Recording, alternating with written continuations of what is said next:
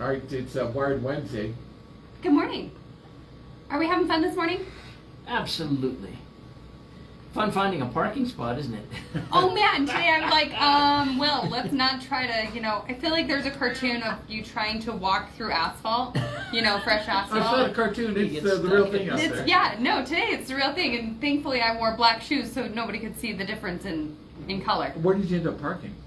Just to the north, in the old, I remember that building as the old Woolsey Dentistry Okay. building, and that's how I've referenced it my entire life. I'm in the dirt over there. Right, yeah, I'm in the dirt next to you. I thought it'd be cagey Yeah, and park out front. right. Because I go, there's parking out there. It's a red zone. I go, come on, really? Well, no, what's entertaining is like 3 or 4 other people, like as I was coming into, like, because I walked around, I was a good girl. Yeah. And I walked around and 3 or 4 other people are parked like right along the highway, right? Which is great, So they're out there on Main Street? Oh, totally. But it is such a faded red paint. But it is red paint. But it is red paint. So whose fault is that? Is that the business owners, right? Or is that the city's not making sure things are properly marked It's a city thing. and or painted? However, note to Darren and your staff, you've got tickets to write if you want to. For everybody parked out front, please move your vehicles as soon as possible. You are parked in a red zone. But why is that red though? That's what I want. Because of the turn coming through and people trying to pull out in and out of the business yeah, if you're access pulling and out of 400. here, that would You make can't it make a difficult, left. yeah. And Well, then why until- won't they do that up at First Street? Because that's just a cluster up there. Well, people need to start putting in medians, like cement barriers, to deter people, right? I mean, just it needs to become a thing in Cedar because our traffic has gotten so interesting. Now, I am not an engineer. I don't know all of the laws and regulations around that. I'm just talking from personal driving experience. There's some driveways that need to be blocked off, and there's some medians that need to be put in. So you're saying we should close that driveway at the south end of where like Sportsman Warehouse is, and make them all go out to First Street? That to me would relieve some of it. Yes, and or the whole mess down in Providence, like with the Starbucks and the turn only and the get rid of the lane and the merge to the things. It's a hot mess. Have you been up to Talon? Don't get her started now, Dr. Yeah, T. yeah, no, we can't go back She's on already roads. I have a popped real up. guest in the studio today that's much more interesting Have than you me been up just to blabbing. Talon out that way? Oh yeah, that's a hot mess too. Like a mom didn't design the roads. I love the fact that from one direction it's a stop sign, and from the other direction, so like north-south it's a stop sign, I can't remember. Right. East-west it's a yield sign. Right. So you're driving there on the yield sign, and you go, oh look, a car's coming, so I'm going to yield, and then that other car coming stops. And you both look at each other like, okay, what? Right, exactly. Well, no, and then you go to the street by my office, okay? I love this. In fact, I walked yesterday. Up on the north side of town? Yes, the north side of town at 400 North, and it'd be 100 East, Yeah. okay? There is a stop sign. Yes, there is. Yeah. Nobody ever Nobody stops. stops there, yeah. Nobody. It is a rolling thing, right? Yeah. And I counted no less than 6 cars rolling through the stop sign yesterday. And you can tell, like, by the drive marks, right? Everybody's coming in hot to trot, going, and making a left. They're cutting into that lane so bad, there are marks, right? Oh, yeah. And then there's just this roll through, Everybody just rolls through that because nobody ever comes from the north to the south. I stopped there. I do because, I try to follow the laws. I go to but the other day, and what lit me up the other day, so I'm turning left at Spirit up there on the north side. yeah. I'm in the turn lane. There's a car at the stop sign across, like where the KOA is. Yep. Right there. And I'm getting ready to turn left. She just bolts right across in front of me. I go, are you kidding me? Oh man, yep. Medians and like getting rid of yes. Anyways, this is McKinnon Hansen, and we just did traffic talk for the first 5 minutes of Wired Wednesday, so I apologize because I am not an officer. I'm not in anything that does traffic other than a consumer of it. Unwillfully I'm a saying consumer that of traffic. They could leave my car alone and go ticket those ones out front. Well, they could. So in Who's this studio today, we have Tanner Holt, and Tanner, I get am up really close to that excited. microphone. So Way Tanner, close. you have to be comfortable with the mic. You have to be like 3 or 4 inches away from it. Be intimate with them. And yes. Yeah. Oh my Lord, Dr. T. Oh my Lord. So, anyways, with Tanner, I'm really excited to talk to Tanner today because he does some really cool things out to the farm out in Newcastle and Burrell area with different things that he is looking at for the efficiency of farmers and how that really comes to fruition and the technologies that we use to become better producers and better stewards of the land. So Tanner, how are you doing today? Doing good. So Tanner, give us a little bit of background of you. Like, did you go to school or not, and kind of what your kind of overall why is. All right, I grew up in Enterprise. I grew up working on the farm, doing hay and all that. Growing up, went on an LDS mission to Costa Rica.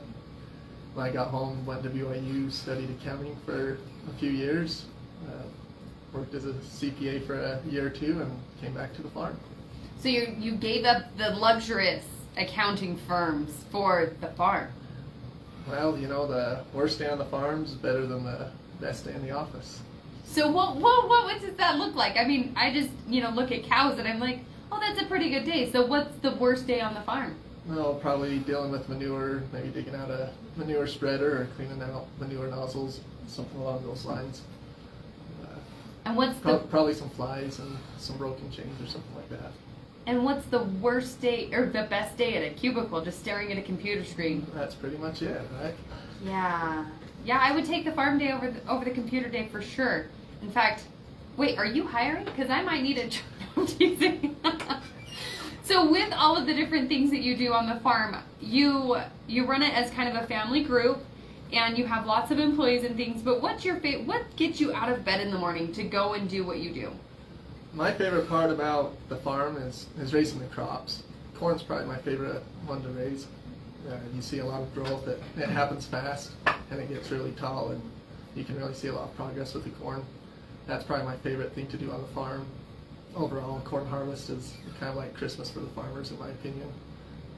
Well, at some point, like, it shoots off, right? I mean, Yeah. like, there's shoots, there's, grain flying everywhere. It's kind of like fireworks. Yeah, well, and corn it'll take a long time. Through June, it's only about knee high, and then over the last 3 or 4 weeks, it goes from 2 feet tall to 10 feet tall, and it's really fun to watch that. And it really shows up. Any mistakes you made are really, really visible. Yeah, I gotta think it's Sorry. very unforgiving Yeah, of any lack of care. yeah, corn's kind of alfalfa's a little tougher, and it can handle some stuff, but corn's pretty kind of a sissy plant. So yeah, I'll take good care of it. I love it.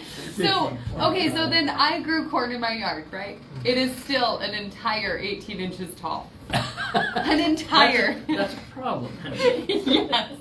So what I learned this year is where not to plant in my yard. I'm gonna say, don't put that on the resume, McKenna. Yeah, no, right. I knew how to grow 18-inch tall corn. 10 feet tall, like, that's way out of my wheelhouse. You're just growing a different kind. Don't worry. Right? Oh, that's You're good. just growing your sweet corn. Or Well, you're look, growing- how many- You're growing popcorn, and that's the little small thing. So. Oh, I have no idea what I'm growing. I put it in the dirt, and it's still, like, it will not get past 18 inches. Like, it even did, like, the little feathery thing. Yeah. I don't even know the real word for that. But, it's an experiment. I'm a backyard farmer, so I try to plant where I can, and then I learn where not to plant the other things.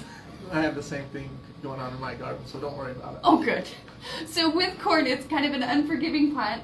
What technologies or what efficiency and effectiveness things have happened with technology over the years that you really love working with because it helps the crop production?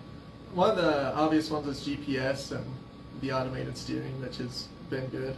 But along with that, there's yield mapping now.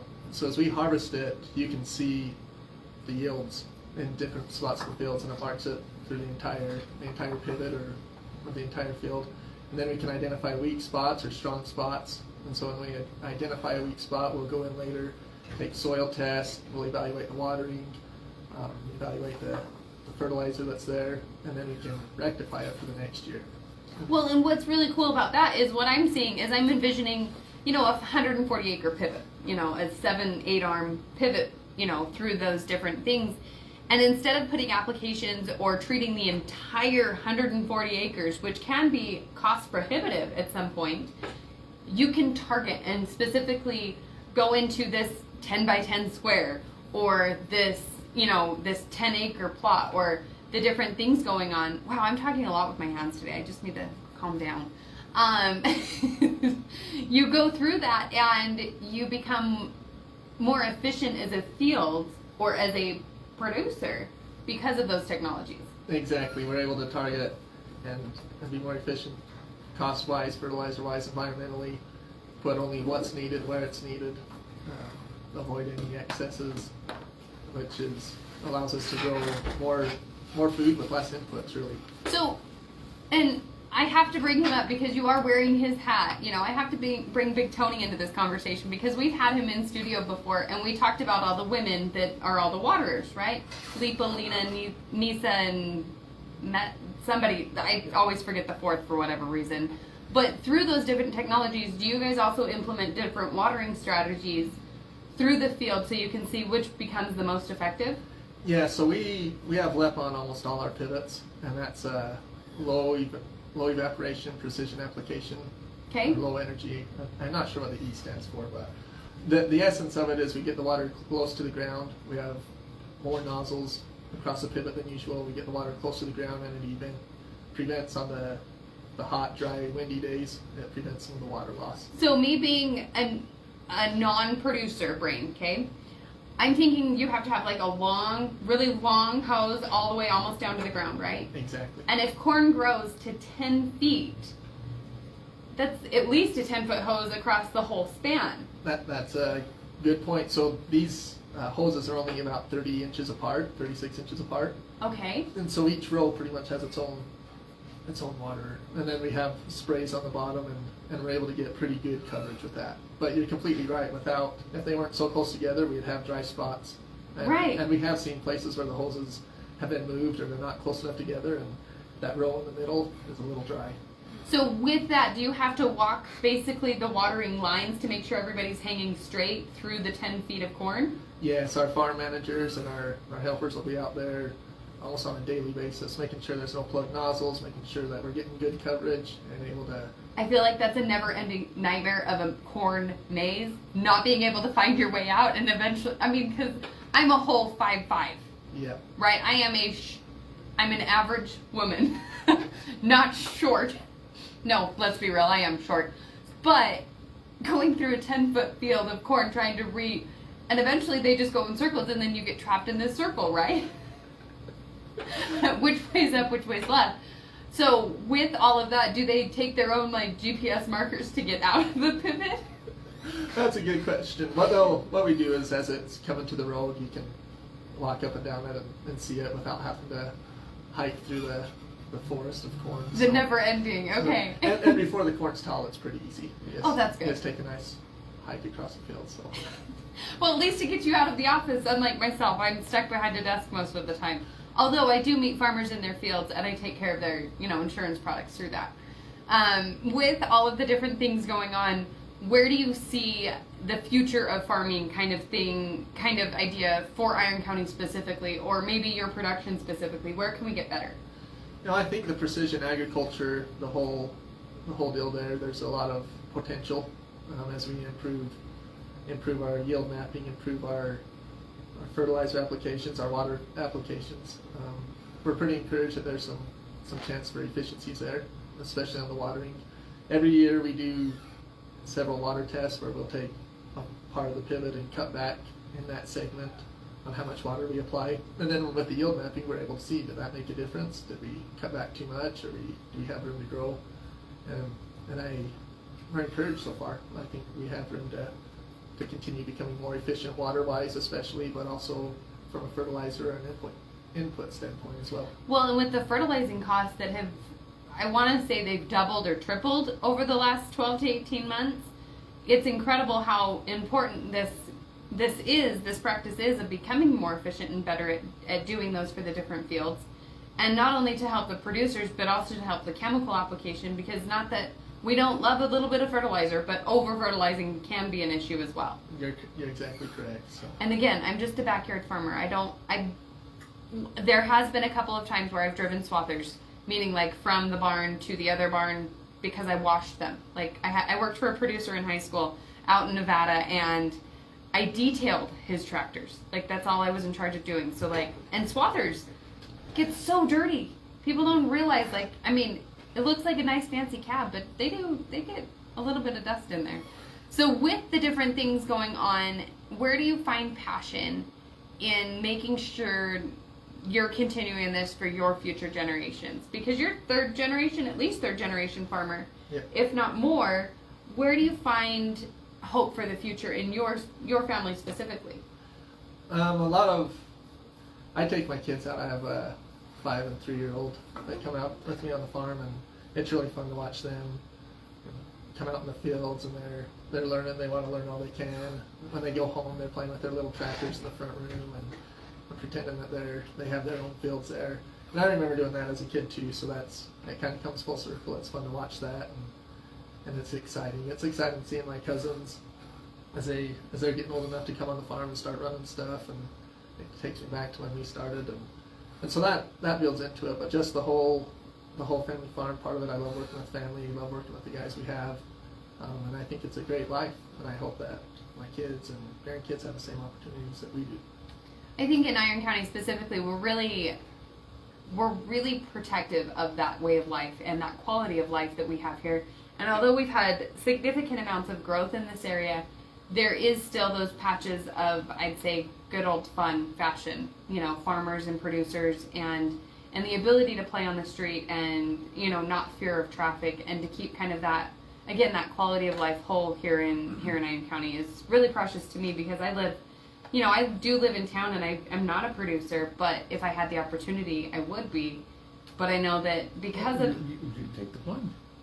I'm not as good as people think I am. I'm really good with numbers, and that's why I'm in finance. Left a career doing accounting that I'm going to guess probably would have ended up being a very good income producing career, but decided, I don't want to do that. Well, you can only deal Take with the D's plunge, and C's. McKinnon. You can only deal with D's and C's so much. But I have to tell you, I'm still struggling with the concept manure nozzle. I'm just going, I don't even want to know what that is. Thank you. Yes, Tanner, explain what a manure nozzle is. Okay. During the fall or in the spring, we'll empty out the lagoon. We'll put the fertilizer on the fields, because that's great fertilizer, but it's not as clean as water. So sometimes it'll plug up in the pivot. You have to go out there, dig it out. No. Not the premium job on the farm. But there was a rule, and I might say this wrong, so Dr. T, you're going to have to help me. I feel like the plumber's rule falls into place with that. There's only, things flow down, right? That water always flows down. And don't bite your nails. I think those are good rules. I think that's right. And I probably messed that you're up still for okay that. because you're not cussing like you did last week, so we're all Oh, right. I know, and I apologize to everybody out there. I don't know what had me. No, I know last exactly week. what, and I was in the same mood, so it was Oh okay. man, it was. But we have moisture. There's things to be grateful for this morning, and as long as we wake up with gratitude, and positivity to the best of our ability, we try to impact the world better. Did you feel like family farmers are going to survive, or are you a dying breed? I think there's always room for people who are willing to work hard and who are honest and who do a good job. And there's a lot to be said for people who are personally invested in the company. I know that there's a lot of farms that are bigger and more corporate, and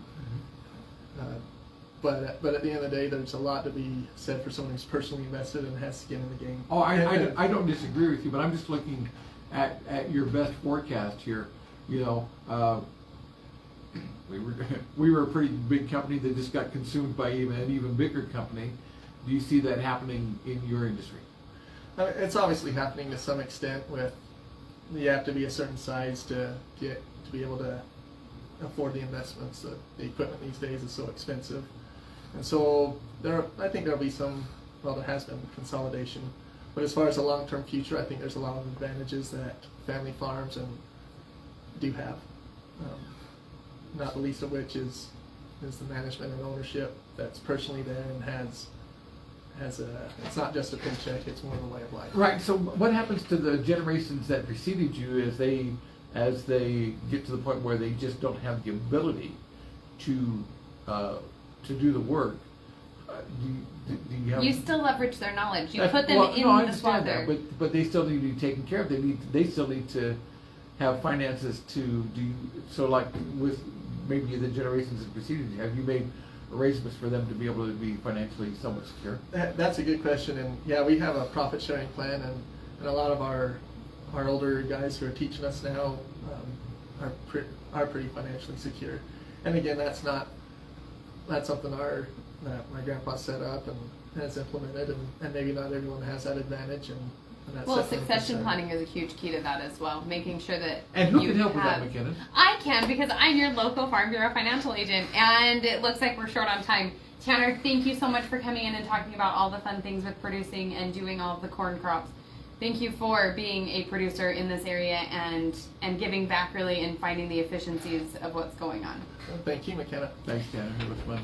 And I'm if you still have any doing insurance awesome. questions or needs, I am your local Farm Bureau financial agent, McKinnon Hansen, the host of Wired Wednesday. Please give me a call at 435-592-2021. I look forward to talking to you soon. If you want to hear anybody on Wired Wednesday or have any other questions, please message me on Facebook with Wired Wednesday with McKinnon Hansen. Thank you so much. Okay, and your number one more time? 435-592-2021. We want to make sure you get your value over there. All right, thanks.